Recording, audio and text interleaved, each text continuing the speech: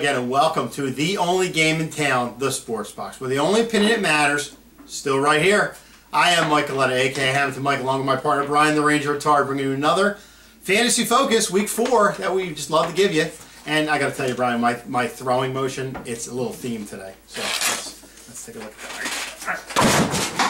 There you go. A little theme. If you want to pick that up. A little Patrick Waugh. Little Patrick Waugh. We're going to talk about that later. Big announcement for the Sports Box. We're going to give that to you and give it to you on upcoming specials as well. Well, we're going to go start Week 4 with our start and sit special.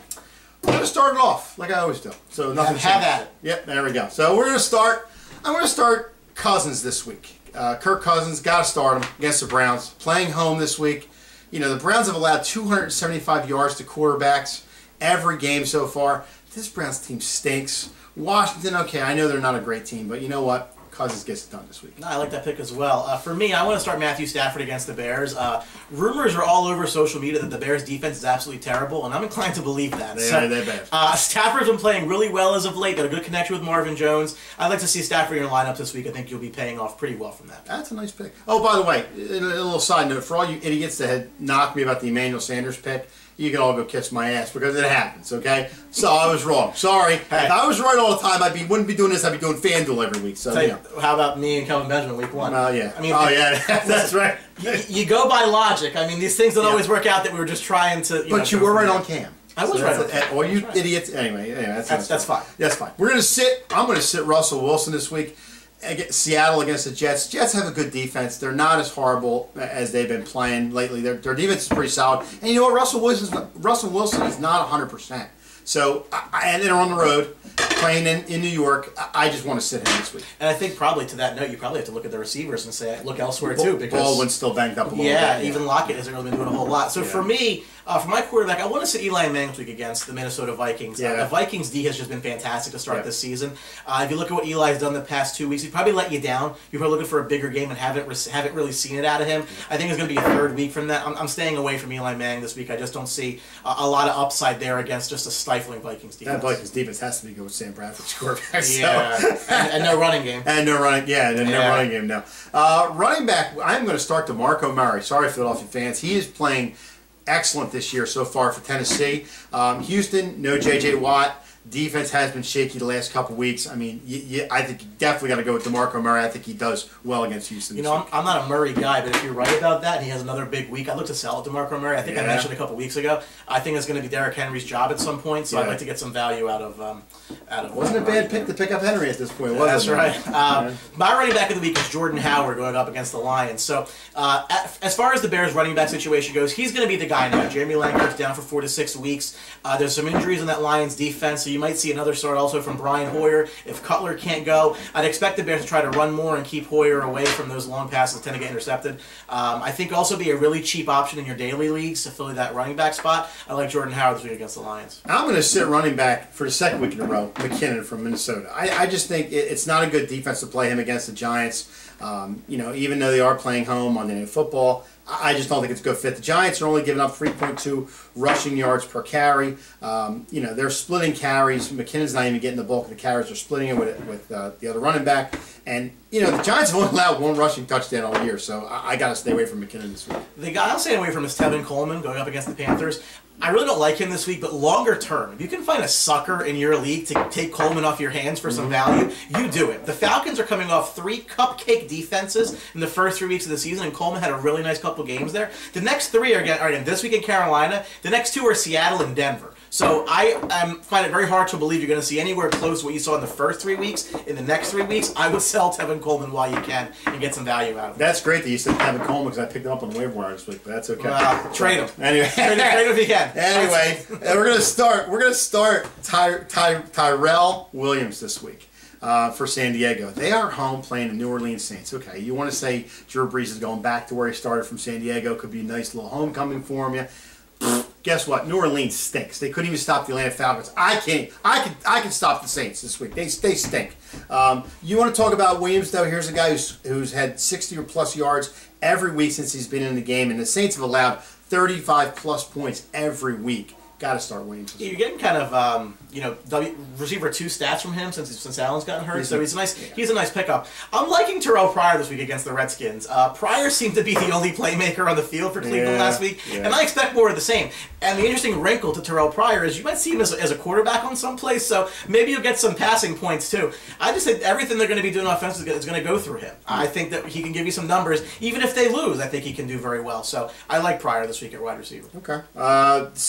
Sitting wide receiver wise, I'm going to sit Sammy Watkins. Here's a guy.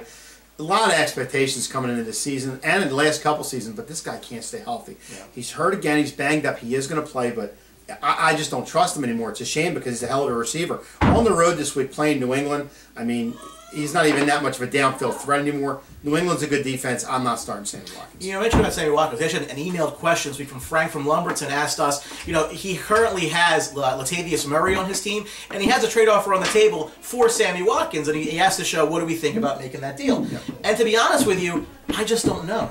I just don't know because I don't know what Watkins has the rest of the year, and although Murray's in that split situation in Oakland, I don't know about... I think I probably would do it on the hope that Watkins can get his health back, but it's a big risk. Yeah. As far as a receiver that I'm sitting Julian Edelman this week against the Browns. He's probably the one pass catcher you have on your roster from New England that's not named Rob Gronkowski. I expect a heavy run game. As Kevin Zane, our Patriots correspondent, mentioned, the Patriots should be running heavy this game and keeping the ball out of the quarterback's hands, especially if it's Jacoby Brissett again.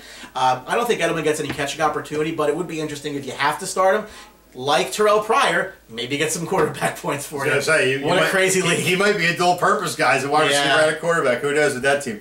Tight end-wise, I got to start Dennis Pitta. I mean, a lot of guys have talked about him for the last couple of weeks. Here's a guy that's getting 30% of the catches from Joe Flacco right now. He's best buddies with him. He's playing with a lot of confidence, and he gets the job done. The Raiders got beat up by Tammy last week. I mean, come on. You got to start. I think you got to get Dennis Pitta. You can probably still pick him up on your waiver wire. He's probably still out there, so I definitely think it's a good pick. And it's a good story, too. He's come back from a long injury. I mean, you love to see guys like that doing well. Mm-hmm. I'm going to start Hunter Henry this week of the San Diego Chargers against those Saints. I agree with you. It's going to be a high-scoring game, and the Saints' defense is really awful. Henry had a nice game against the Colts when he was filling in for Antonio Gates. He's going to fill in for him again. And as far as daily leagues go, I think he's going to be a really, really cheap option for some tight end production there. I think that Rivers is going to look for him the way he looked for Gates. I like Hunter Henry this week. That over-under is 53. I think the San Diego Chargers might get that in the first half. Yeah.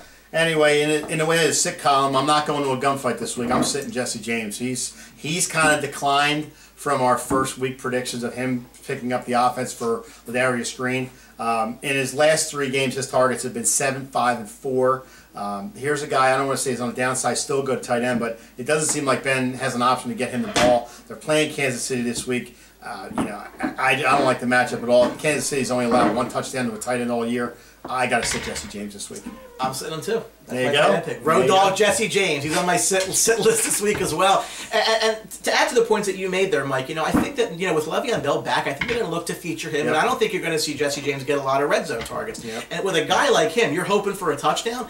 I was only going to look his way, so I don't want any piece of Jesse James this week. And like you mentioned, KC does a real nice job against tight ends. Not a good start. Le'Veon and D'Angelo Williams. I see a lot of running attack in that game. Well, we're going to back up with the kicker because I know you're not big on kicker. I can't start to the kicker because I just can't do it. Go ahead. That's understandable. Defensive-wise, I'm going to start the Arizona Cardinals this week at home, playing those Rams. You know what? I don't care. And guess what? The Bucs, they blew it last week. They should have won that game. How do you lose to freaking Case Keenum? I'm sorry, that's terrible. But you know what? Rams reality check this week. They're playing in Arizona this week. Arizona's going to have field down Case Keenum. I take the Cardinals this week. Absolutely. And I think I would start the Redskins defense against the Browns this week, obviously because they're playing the Browns. I mentioned that I liked Pryor this week for Cleveland, but everybody else sucks. So the Redskins should have a nice day defensively. I mean, Pryor may get in the end zone once or twice through the air or whatever. He's an all-purpose guy, but I just can't imagine Cleveland doing a lot here offensively other than what Pryor can do. So I like starting the Redskins as might be one of those streamer picks this week if you have like a team on bye, for example. A defensive sit. gotta sit the Detroit Lions. They are not doing anything this year. They're playing Chicago. Chicago's not a great offensive team by any stretch, but you know what? Brian Hoyer has been playing a little bit better than Cutler, which is pretty sad for that team. But I just don't like the Lions this week, playing Chicago at all.